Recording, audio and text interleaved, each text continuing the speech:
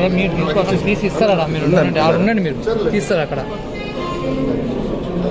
అర్థం కాదు, చెప్తాను. నా ఉదయపూర్ నమస్కారాలు. నేడు ఉదయం టీడీపీ జాతీయ ప్రధాన కార్యదర్శి మరియు మానవ వనరుల శాఖ ఐటీ ఎలక్ట్రానిక్ కమ్యూనికేషన్ శాఖ మంత్రి నారా లోకేష్ కలవడం జరిగింది.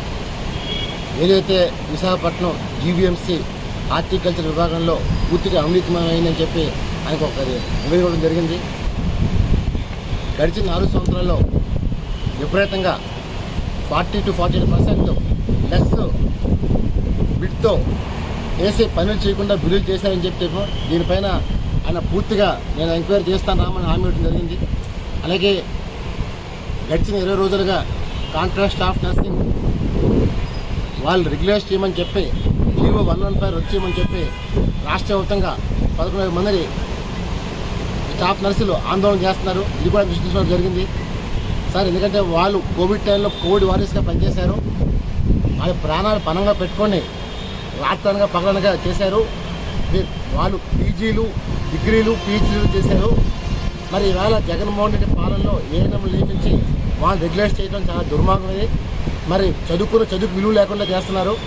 వాళ్ళు ఏదో ఎగ్జామ్ రాసి ఎగ్జామ్ క్వాలిఫై అయితే వాళ్ళు ఏఎన్ఎంలే స్టాఫ్ నర్సింగ్ లేకపోతే మరి చదువుకున్న విద్యార్థులు ఏం కావాలని చెప్పి ఆడటం జరిగింది. డెఫినెట్ దీని మీద సానుకూల స్పందించారు, తప్పకుండా న్యాయం చేద్దామని చెప్పారు. అలాగే ఇటీవల విడుదలైన మన్యం డ్రీడ్ సినిమా ట్యాక్స్ ఫ్రీ చేయమని కోరాను సార్. ఎందుకంటే సినిమా పూర్తిగా ప్యాట్రియాటిక్ సినిమా. ఇది అల్లు సీతారామరాజు ఈ ప్రాంతానికి చెందిన వ్యక్తి బ్రిటిష్ గడగాలి ఆడించి తెలుగు జాతి పౌరుషాన్ని చాటి చెప్పారు సార్. అలాంటి మహనీయుడు చిత్రానికి ట్యాక్స్ అడిగిన కోరాను. డెఫినెట్గా అన్ని పరిశీలిస్తానని హామీ ఇచ్చారు.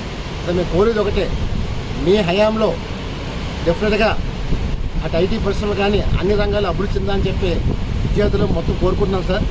దాన్ని డెఫినెట్గా విశాఖపట్నంలో ప్రజలు తెలుగుదేశం పార్టీకి బ్రహ్మరథం పెట్టారు.